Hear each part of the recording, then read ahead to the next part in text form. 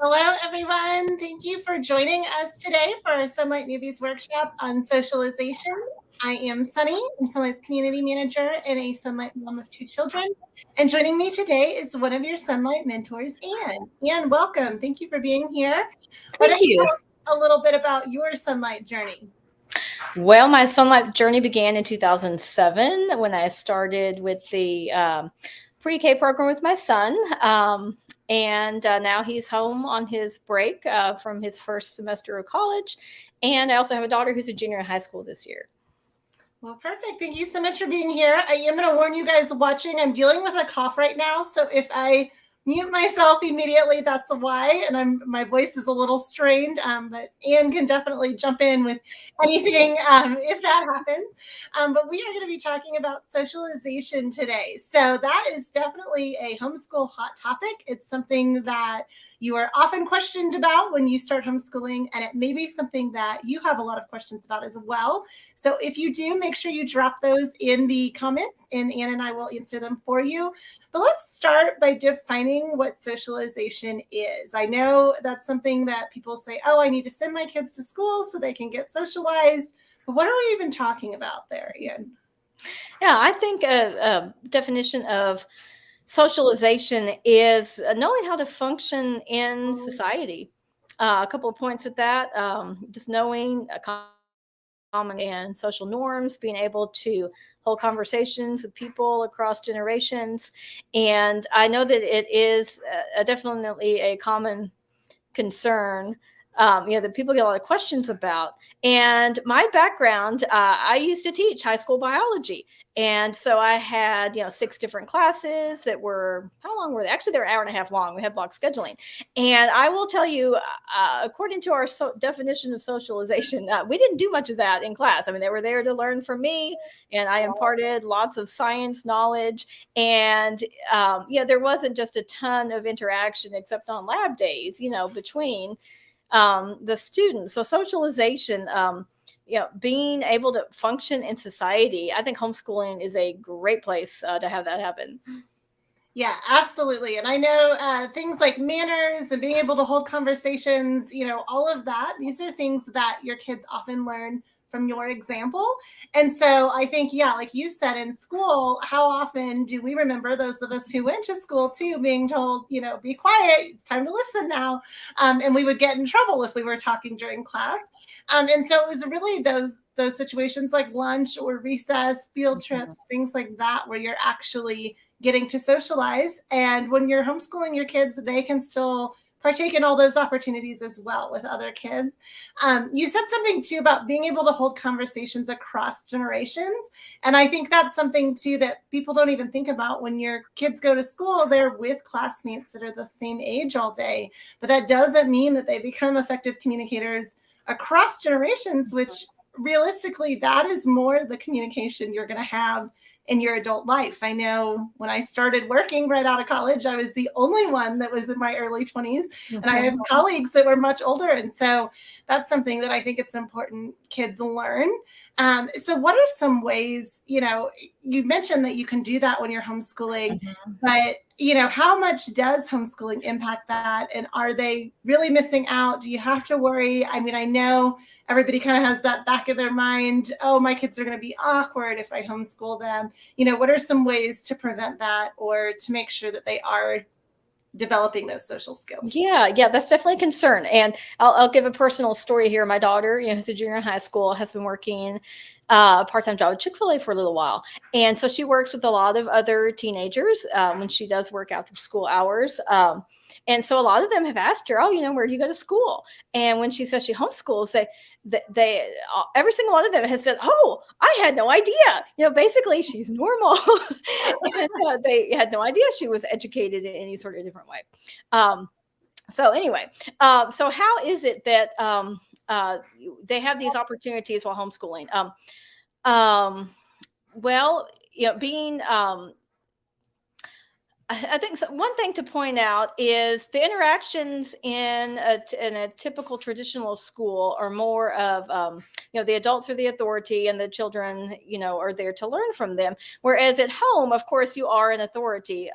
But there's much more of a relationship kind of aspect between the adults in your home and the kids. And then if you do have multiple children, the kids are used to being with kids of other age groups. Another thing that happened one day, my son was out, we were out watching a baseball game at our local Dixie Youth baseball group, and we were there to watch someone play. Well, my son was taking a little break from watching that game, and there were some kids in an empty field that were just throwing around the ball and stuff like that, all different ages. And when he came back, he told me that he really saw a difference in how some of those kids treated the kids of different ages, not with much respect. And that's not to say that this is some sort of blanket thing that any kid that goes to public school is not going to learn to respect people. I'm not saying that at all. But he actually really did notice a difference in how the kids of different ages were treated. And growing up with our homeschool park days in our town, my kids were always used to being around kids of all different ages and doing all sorts of things. My son, one of his more recent birthdays, when he turned 18 a year or so ago, had a few of his closest friends out to a baseball game, and their ages were 17, and 15. So that's just one of the things they just learn. If age doesn't matter that much, you can be friends with whoever you want to, no matter what their age, and that's so easy to develop with homeschooling. Yeah, that's so true. Yeah, because they're around, like you said, even within the same home, they're around their siblings way more than they would be. This is something, my kids are 5 years apart, and I have one daughter, one son. And so I've often wondered if they went to school and were away from each other all the time, would they even have much of a relationship because of that big age gap and doing different activities versus the fact that they are both home. They get to interact with each other a lot. And, I'm already seeing glimpses of their adult relationship where they get along really well. And my daughter is the older one, so she's very protective of him, but she definitely is much closer to him and less annoyed by him, I think, than if they were not spending that time together. And I love what you said too about your daughter at work. People all the time say, what, you're homeschooled? And I know that's been my kids too. They're like, you're so normal, and that is definitely a negative stereotype that just does not hold water once you see these kids, as they mature and develop.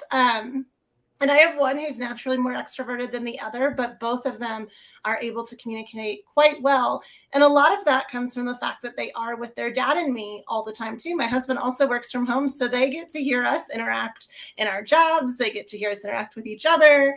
We are there teaching them.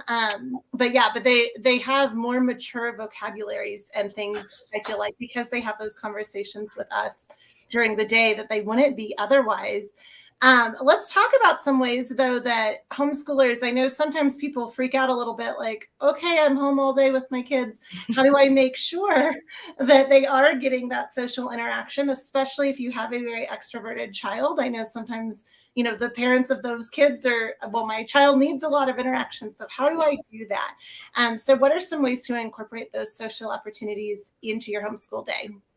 Yeah, well, one of the things that you might not think about, especially when the kids are younger, when they're too young to stay at home by themselves, when you have to go run errands and do things, they come with you. And so they learn how to interact with all people, from going to the grocery store to whatever errands you have. They actually learn what it's like to go into the bank and do things and all that kind of thing. So they see a whole lot of examples of interactions in a much wider variety of places than they would if they were in school, from 8 to 3 or whatever that may be.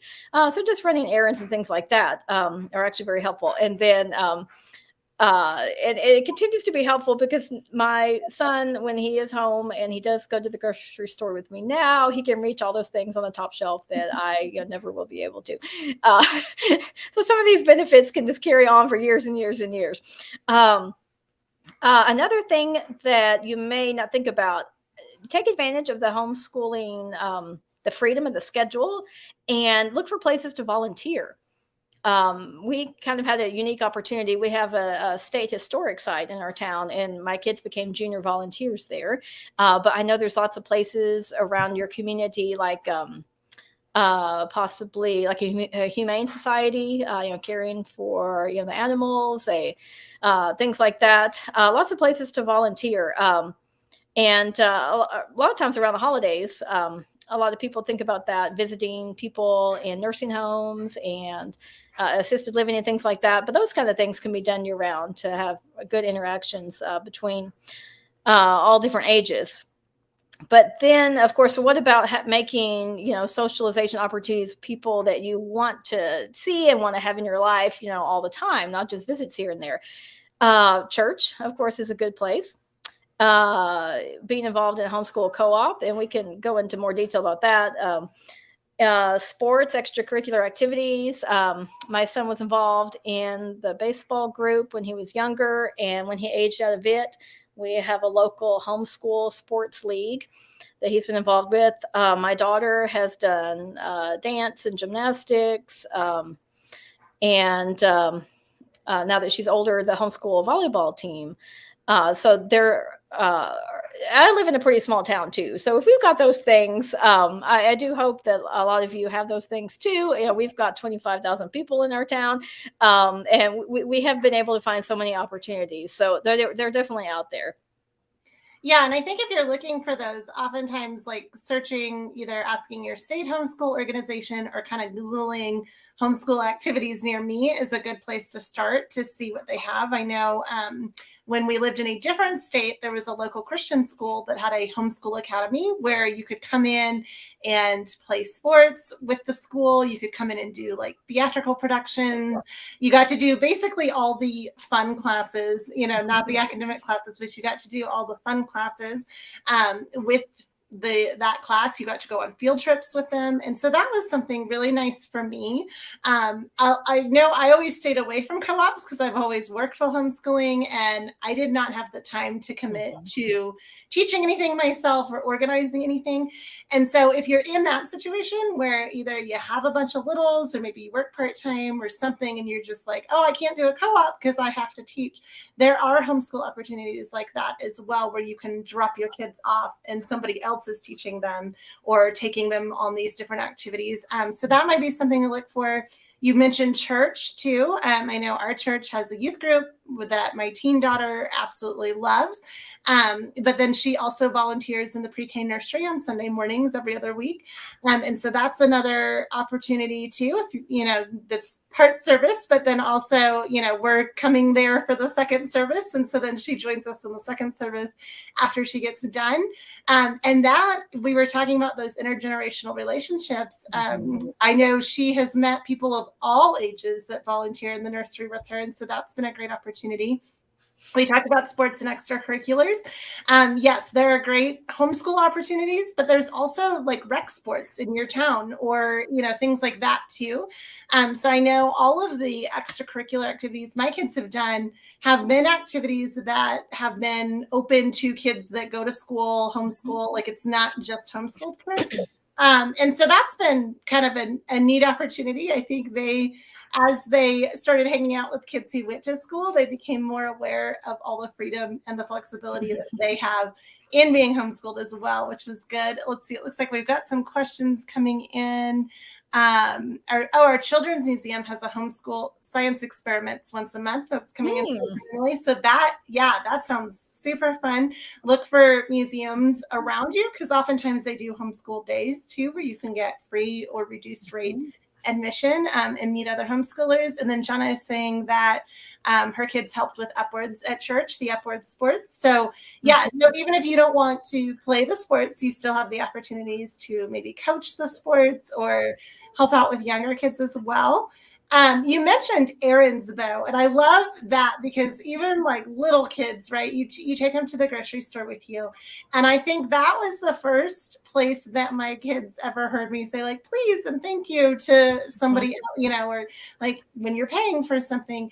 And that is something that I don't know if it's just the schools around us, but when I go out to eat, a lot of the teens in our community do not have those basic manners. So I think if you even start with introducing yourself and please and thank you and things like that, that's something very easy to incorporate into your normal homeschool day.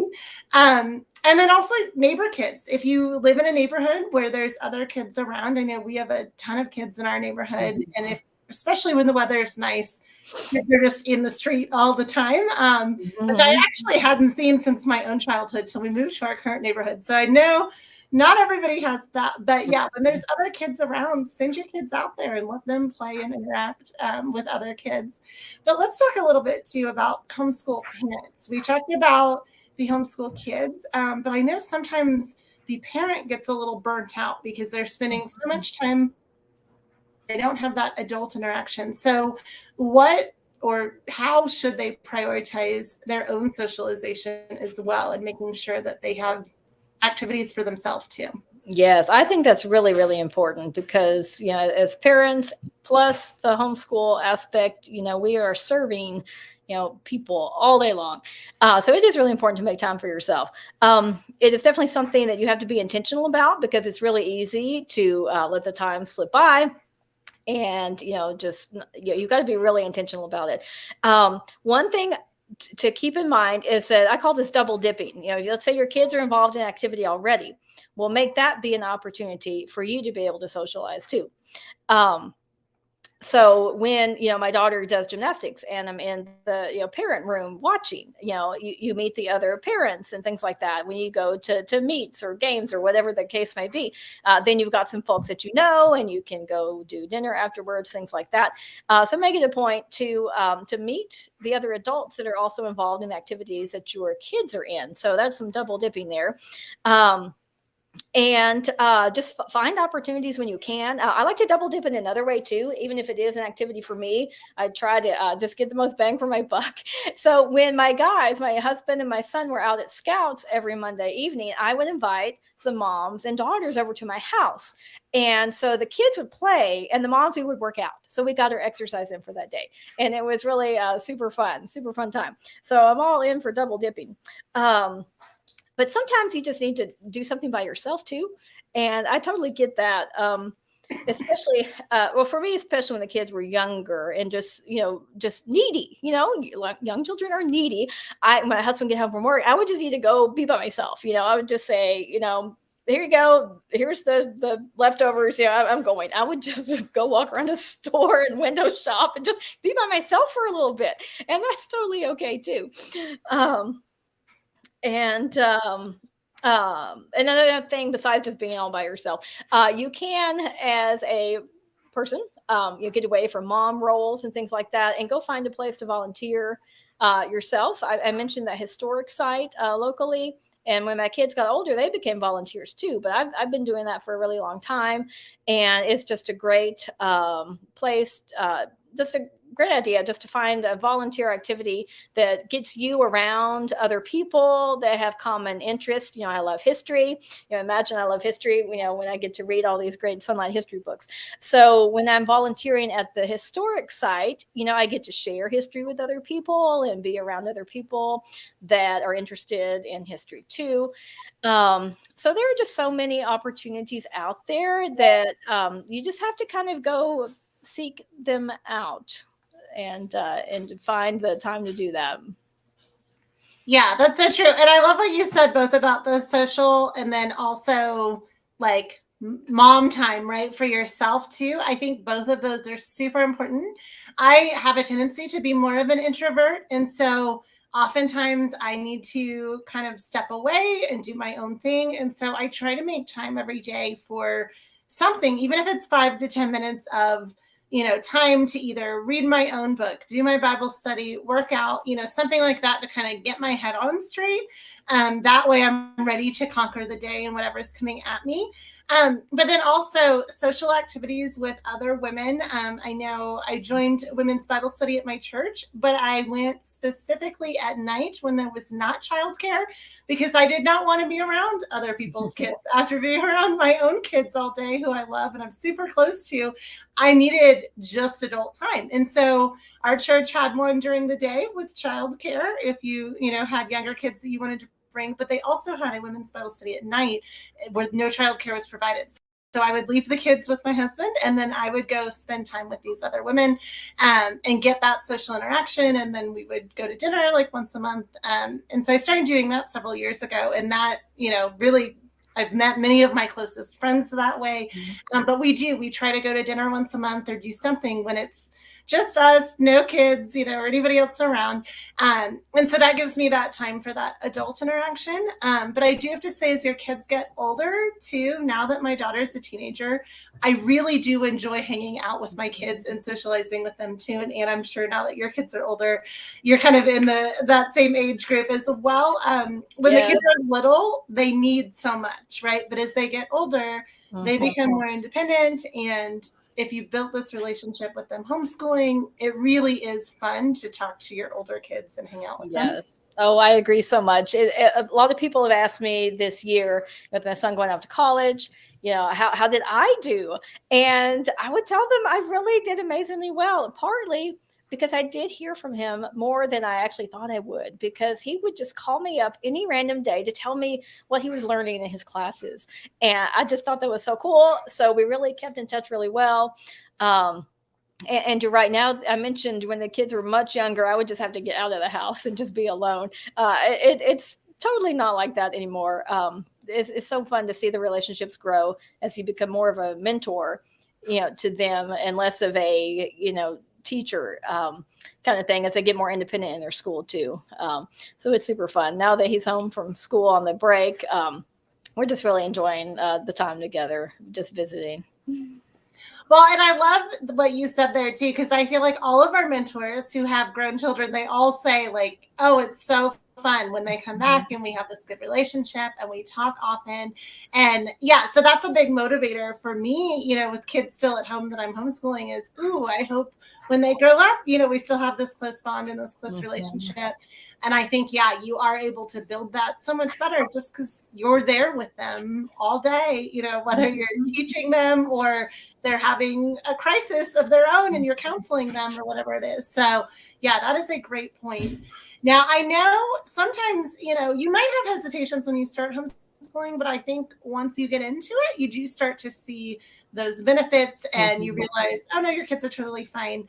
But it's the outsiders, right? I know even after homeschooling more than a decade, I still get comments sometimes like, well, aren't you worried about your kids, not being in school, or, oh, you're going to send them to high school, right? Like, those types of things. And there's all these incorrect perceptions, I guess, about where socialization occurs and all of that. So how would you advise people that maybe are dealing with those comments from, maybe their family members or close friends? What can they do to kind of justify their decision making and know that it's going to be okay? Right. I think what you do say ends up having something to do, with the relationship you have with the person. And if it's someone really close, you can really, tell them your reasons and whatnot. If it's more of an acquaintance, you could just say something short and sweet. I would say acknowledge their concern, because I think the only reason people ask that is because they really, truly are concerned, that your kid doesn't turn out strange or awkward or unable to function in society. They're obviously concerned. So if it's more of an acquaintance, I would acknowledge, their concern. Thank you for your concern, but you could give as much or as little information as you want, that they're doing fine. That's all you really have to say. Because typically, if anybody spends any time around your kids, they'll know that they are fine.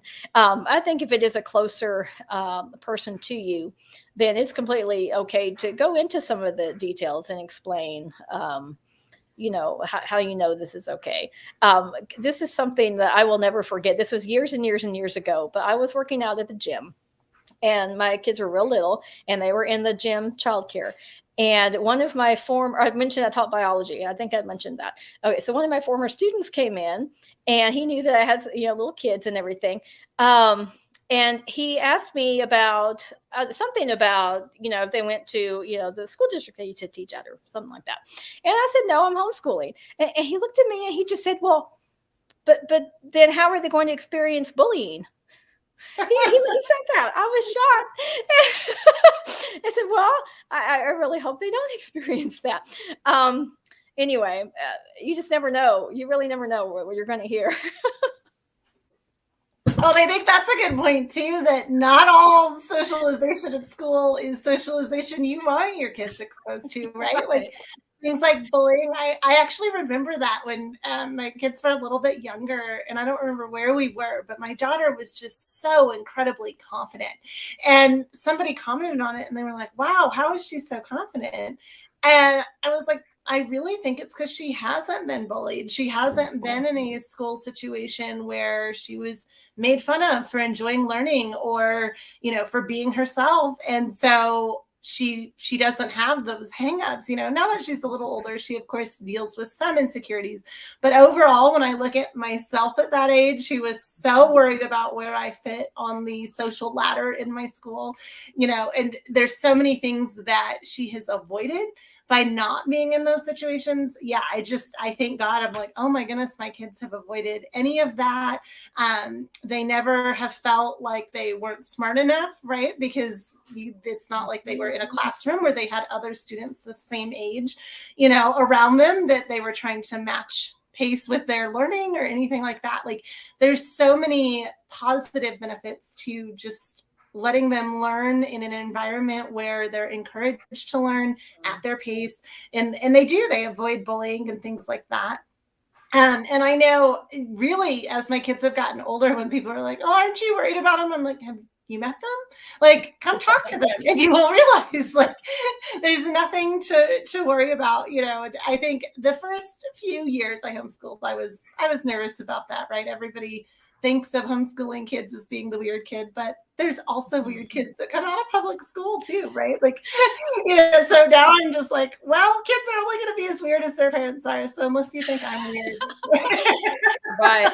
If you think about it, if your kid is shy, it's not because they're homeschooled. There are plenty of shy kids in public school too. They'll have their own, personality leanings, and that's totally normal. Yeah. We went out to eat one time when my kids were little, talking about random people just talking about, oh, what about socialization? Then you come into these situations, like you said, someone said your daughter was confident, and I noticed that. We were on a trip and we were going out to eat at a restaurant, and my kids were, talking to the waiter and ordering their food, and the waiter commented to us about how, I don't know what the word is. Well-mannered, maybe some sort of confidence type of thing too. I don't know. I personally remember when I was young, I was scared to death of going up to the counter and ordering anything. And I just did not want to do that. But I think that's part of all that errand running, that we had done. They just were comfortable talking to other people and out in those different kinds of settings. Yeah, well, and I think, so my son is our shyer of the two. Like you said, there's shy kids in school, there's shy kids out of school. I was definitely very shy. And I remember being scared to death to talk to anybody. And that was one of the first things he did, was order for himself at a restaurant, and the first few times he was hesitant, but we said, nope, here's how you do it. You say, I would like this, please. And thank you, and then, from an early age, he was able to place his own order and just do all of those things. So even little skills like that, you don't really think about, your kids pick that up from watching your example. And so, I think it's so easy to just seamlessly, incorporate it into your life when you're already homeschooling. I know too, like I notice when we, even like if we go somewhere where you can learn something, right? Like a historical site or a museum, because I'm used to teaching the kids, it's like, oh, remember when we read that in this book? And you're able to tie things in. And I think if you've homeschooled for really any period of time, what your kids know, what they learn. And it's very easy to just naturally incorporate those things into your day-to-day. So so really, I know we say don't worry about it, but really don't worry about it, because you will find, that very quickly your kids are getting the social interaction they need. Now, what about in the case, though, I wanted to lightly touch on it because I've seen questions about this in the groups where the parent is the introvert they're tired. They don't want to go do a bunch of things, but they have maybe 1 or 2 children that are very extroverted, right? And they're like, oh my goodness, I have to take this child out to be around other people, but I'm exhausted. What advice would you give in those situations, to make sure that they're giving their child what they need, but also as the mom, they're not just Right. I would say in that case, look around your community for those things, art lessons or, music lessons, things that, other people, it gives them opportunity to be in a group doing other things and someone else is teaching it and not you. And that could be a weekly thing. Which would be great to have that built in, time where you do just drop them off and things like that. And as they get older, well, honestly, it just gets easier as they get older because they may have church youth activities and lots of things like that where you do not have to participate. So if you're in the thick of it when they're little and honestly, there really aren't, too many opportunities for drop off things when they're too little. You just know that it is just for a short time period. But look into sports, and that's a great way. I've loved having to be able to check off that PE box, on the transcript because they're involved in sports. I don't have to come up with that myself. I actually tried one time. A neighbor and I thought, oh, let's do PE and be regular routine about it, and maybe we got together twice, so having something that really is scheduled for you by other people with the groups like that. I think the sports teams are just great. The only downside to the sports teams when the kids are little, oftentimes they're not, really drop off type of situations. You really need to be at the practice and things like that. But it still would give you some time. Maybe you could just sit in the car while they're at practice, so you're available. Your book, yeah, yeah, exactly. Excuse me. No, that's a great point. Yeah, is that as I get older, with all things, it gets easier. I know for me, I found both of my kids, like kind of that kindergarten through 2nd grade was the hardest for everything, right? The homeschooling piece, the activities and extracurriculars, there's not as much for younger kids. But dance, gymnastics, rec sports, anything like that usually starts in those early elementary years. So if you find your child is needing more and you need a little bit of a break, like you said, go and sit in the car or bring your coffee and your book. I know that my book is always my signal that I'm not wanting to talk to anybody. So if I have my book out and I'm reading, that just means I just need to kind of decompress on my own. And then when I put my book away, then I'm ready for those social things. And then, like we said, making time, for whatever it is that you like to do on your own too. I think that is huge. Exercise, Bible study, reading your own book, finding whatever that avenue is for yourself, I think is great. Before we close down, is there anything else you'd like to add that we didn't cover today? That's a good question. I really can't think of anything unless there's any are there any other questions that people have popped up? Yeah, no new ones. I looked at it. So if you're watching the replay later and you have some though, definitely put them in here because we would love to answer those later. Thank you for bearing with me and my sneezing, coughing, all of that today. I've been trying to talk as much as I can.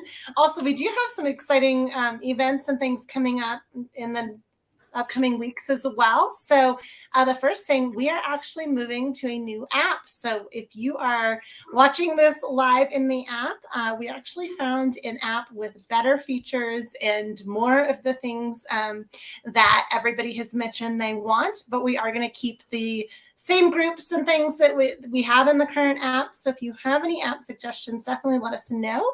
But that new app is going to be available starting next week. So keep your eyes out. You'll get an email about it. We'll have you all set up where all you'll have to do is download the new app, but your profile that you already have in the existing app will be there and ready for you.